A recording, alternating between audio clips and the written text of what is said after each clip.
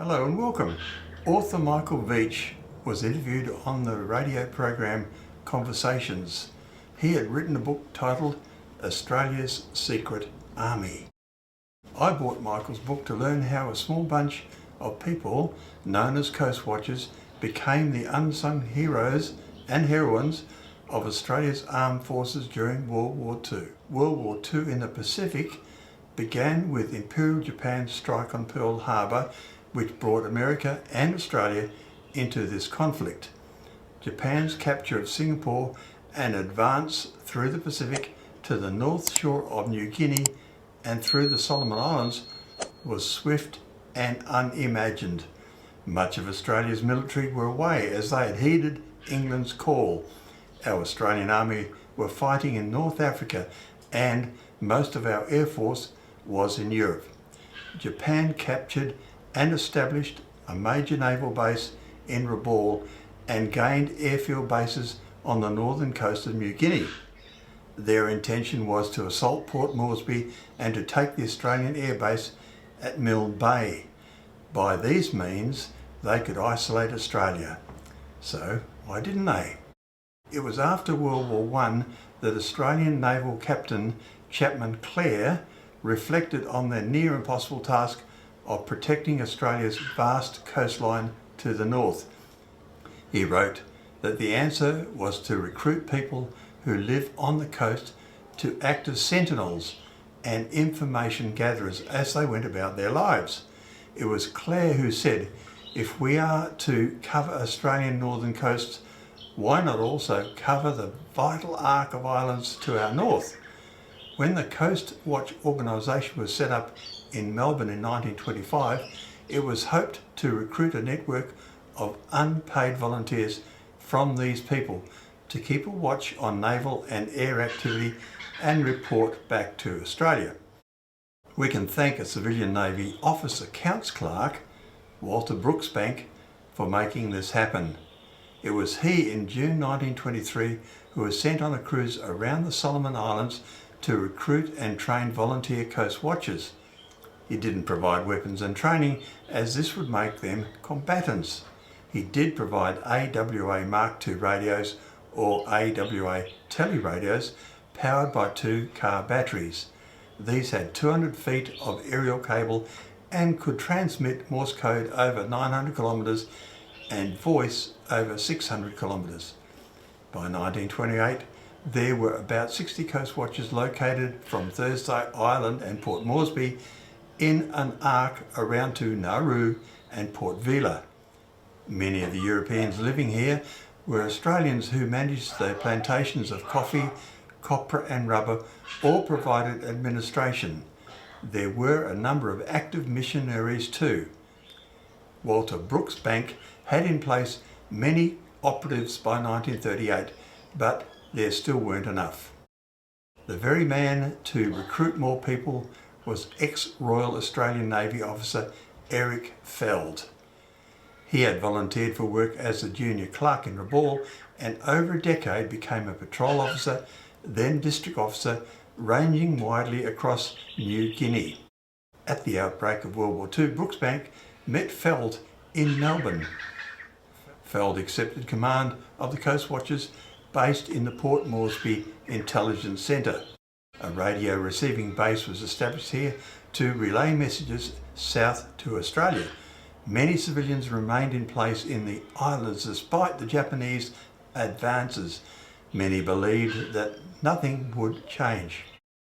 On Bougainville Island, Coastwatcher Jack Reed knew different. He organised the last-minute evacuation of 3 groups of the Sisters of St. Joseph nuns by submarine. He remained behind. The threat to Coastwatchers was real. Coastwatchers couldn't function without support from a faithful local population, which was not always the case, with some Coastwatchers being turned into the Japanese. By 1941, Eric Feld's work was done and he now had 100 operators dispersed over 4,000 kilometres. It was on the 20th of January 1942 that Japanese soldiers aboard 10 transports were told that they were the first Japanese army in 2,600 years to cross the equator to the south. The Japanese capture of Rabaul is a shameful chapter in Australia's military history, with Australian ignorance, arrogance and incompetence verging on the criminal. 1,400 men to defend against 5,000 Japanese. The Australians detonated ordnance to prevent it falling to the enemy. In so doing, the shockwave shattered the valves of the only radio to transmit news of the collapse to the outside world. Really? Following the fall of Rabaul, the group at Gazmat on New Britain's southern coast relocated inland from where they warned Port Moresby of Japanese bombers heading their way.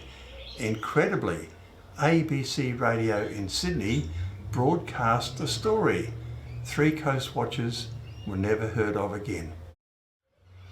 The stragglers and survivors of Rabaul were rounded up by Keith McCarthy and made their way along the southern coast and evacuated by boat to Australia.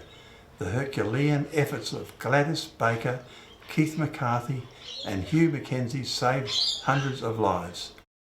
In 1932, 24-year-old Leigh Grant Vile applied for work in New Guinea as a cadet patrol officer. He soon familiarised himself with the climate and terrain. When war broke out, he was signed up as a coast watcher and Eric Feld placed him at Salamaua on the north coast of New Guinea. From here, he could radio Port Moresby of approaching bombers coming from Rabaul. This would give newly arrived 75 Squadron P-40 Kittyhawks time to climb to altitude to intercept the bombers. From mid-February to May 1942, he would report up to 5 times a day. This was a critical time for Australia. He earned the nickname the Golden Voice. High up in his platform in the tree canopy, he evaded capture. Another hero was District Officer Jack Reed, who in November 1941 was asked by Felt to relocate to Bougainville. Like Vile, he too was young, just 23 years old, when he arrived in Rabaul in 1929.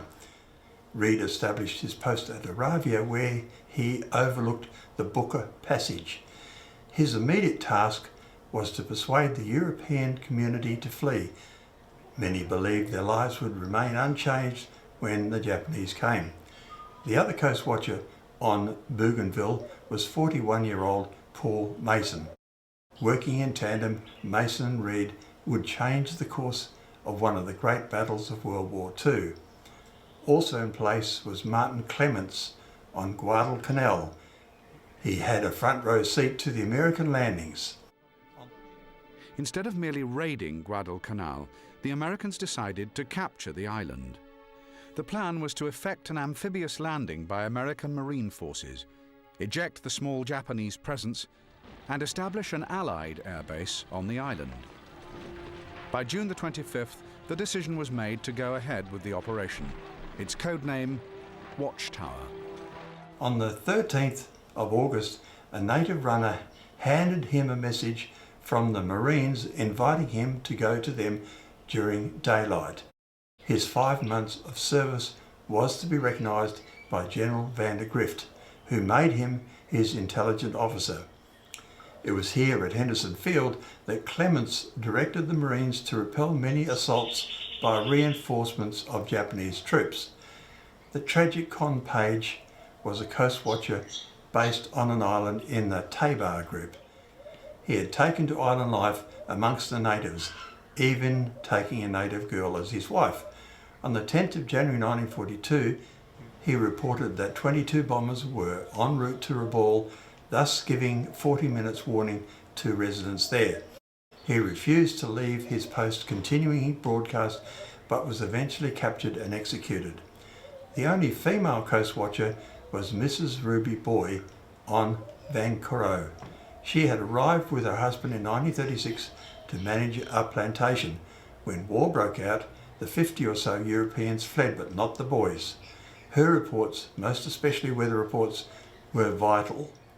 In 1943, US Admiral Bull Halsey landed at Vancouver in a seaplane and said, "I want to meet that wonderful woman who operates the radio here. Her weather reports had been used by American planners in the battles of Coral Sea, Guadalcanal and Santa Cruz. Eventually, after nearly 20,000 dead and the loss of scores of ships and hundreds of aircraft, on the 31st of December 1942, the Japanese evacuated their exhausted 10,000 troops from Guadalcanal. In February 1943, the armed forces of the United States stood as masters of the Pacific island of Guadalcanal. This small jungle outpost had been virtually unknown 6 months before, but it was now a name familiar to the American public.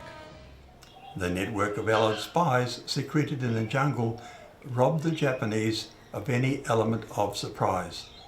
The Japanese determined that they would track down every last Allied spy on other Pacific conquests, starting with Bougainville. It was time for the Coastwatchers to leave, and leave they did by submarine. Now to the night of the 1st of August 1943, a Japanese signal had been decoded stating that 4 destroyers would be making a supply run through the Solomons Islands slot. 15 US patrol boats set out on night patrol in an attempt to torpedo them. In a comedy of errors, PT-109 was run down and cut in half by the Japanese destroyer Amagiri. On a hill 5 kilometres away on Kolom Bangara, the explosion was seen by Coastwatcher Arthur Reg Evans, but the darkness concealed all. It wasn't until the next morning that a message came from Henderson Field that made sense of it all. The legend of Sub-Lieutenant John Fitzgerald Kennedy and his crew's week-long saga of survival is well known.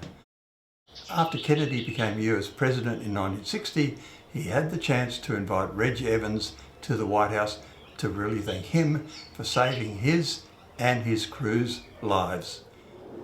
In mid-1943, the situation on Bougainville was dire, and all Coastwatchers, downed RAAF airmen, Chinese and Europeans had been evacuated by submarine.